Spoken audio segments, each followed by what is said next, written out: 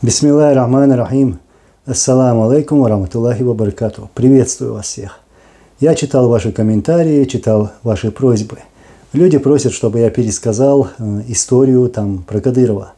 Про того Кадырова, который сегодня опух до невозможности. Все части его уже опухли. Дальше некуда. И хочется даже ему сказать: слушай, ты уже остановись, а то сейчас лопнешь. История про Кадырова. 2003 год, лето. Кадыров вместе со своей охраной поехали в село Автуры. Доехав до центра этого села, они услышали стрельбу из автоматического оружия. То есть там пулеметы, автоматы, в общем, без разницы. Когда они услышали эту стрельбу, они выскочили из машины, рассосались по разные стороны в поисках безопасного места. Кто-то нашел это место за фундаментом дома, другой там спрятался за деревом, кто-то еще там в другом месте, а Кадыров залез в трубу. Позже, когда стрельба уже прекратилась, они заскочили в машину и уехали оттуда. И представьте себе такую картину. Едут они на скорости в машине и не замечают Кадырова.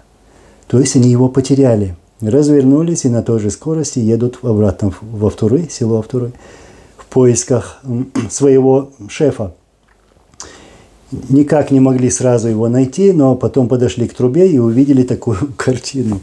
В общем, труба, и оттуда торчат ноги. Они поняли, что это их шеф, который залез из-за страха в эту трубу.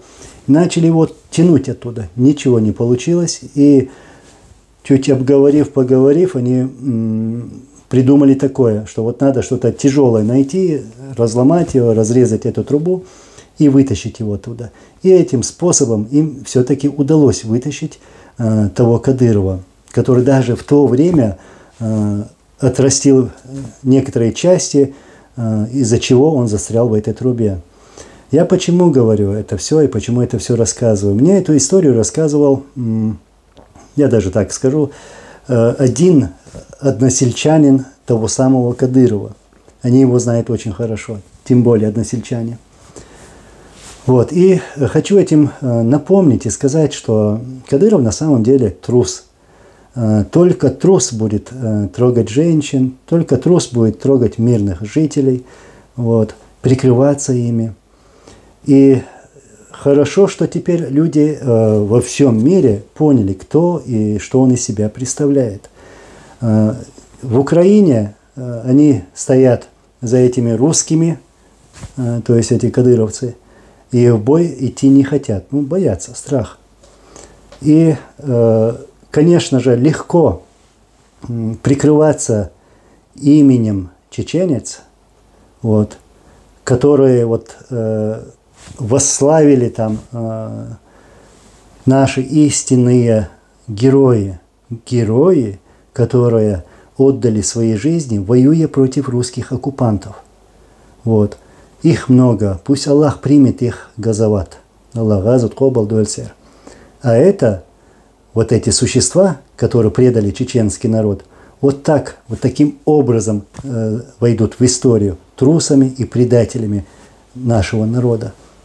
И люди будут рассказывать эти истории, а их очень много, как я говорю и говорил. К примеру, еще добавлю, что люди наслышаны, чеченцы знают историю такую, что Кадыров пришел один такой, и 1500 муджахидов, наших воинов, испугались и убежали. Такая выдуманная Кадыровым история была, то есть якобы он герой. На самом деле герои по трубам не лазят. Так что, Кадыров, остановись, не полней, не отращивай себе части тела, а то лопнешь.